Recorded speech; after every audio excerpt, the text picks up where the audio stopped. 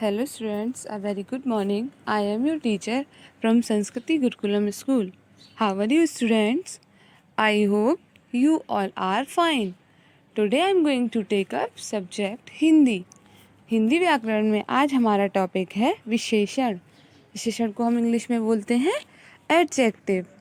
ये आपके लिए थोड़ा नया है, लेकिन अब जब आप सीखेंगे तो आपको बहुत अच्छे से समझ में आएगा कि विशेषण होता क्या है. आइए सबसे पहले हम विशेषण की परिभाषा जो है उसको पढ़ेंगे.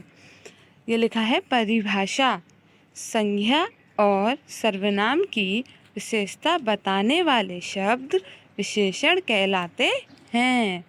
संज्ञा और सर्वनाम मैंने आपको पढ़ाया है ना. संज्ञा की परिभाषा भी पढ़ाई. किसी व्यक्ति वस्तु स्थान के नाम को हम संज्ञा कहते हैं, और सर्वनाम में किसी संज्ञा के स्थान पर प्रयोग होने वाले शब्द सर्वनाम कहलाते हैं.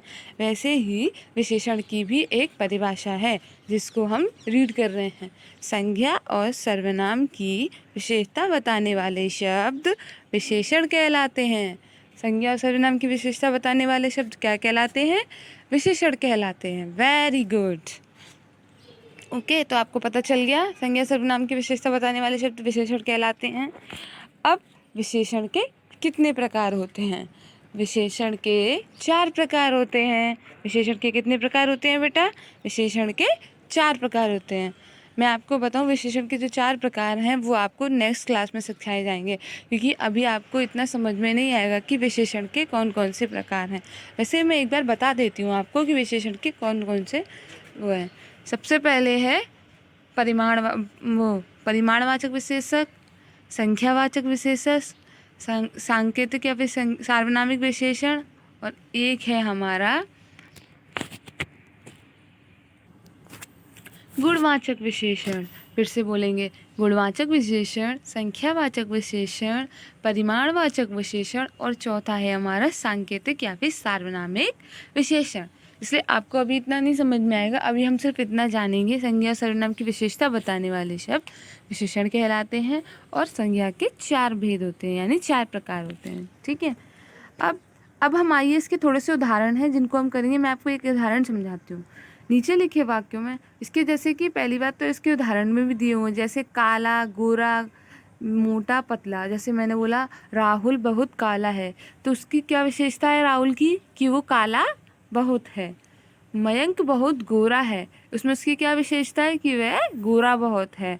मोटा, मोटा का हम लिख देंगे कि साहिल बहुत मोटा है, तो उसकी विशेषता क्या हुई? कि वो मोटा है. ऐसे ही हमको इसमें सारी विशेषताएं जाननी है कि कौन कौन सी विशेषताएं होती हैं, जिससे हम उनको अंडरलाइन कर सकें. नीचे हमारा क्वेश्चन है, नीचे लिखे वाक्यों में से विशेषण शब्द को चुनें. मतलब विशेषण शब्द चुनना है और अंडरलाइन करना है.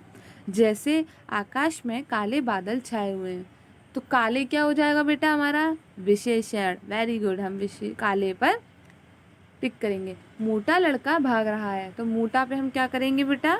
मोटा पे हम अंडरलाइन करेंगे, लाइन खींचेंगे. उसके बाद फूल बहुत सुंदर है, उसमें सुंदर, उसकी विशेषता क्या है? कि वो सुंदर है, तो वो किस में आ जाएगा? विशेषण में.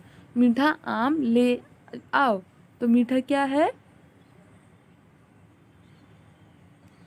मीठा है हमारा विशेषण.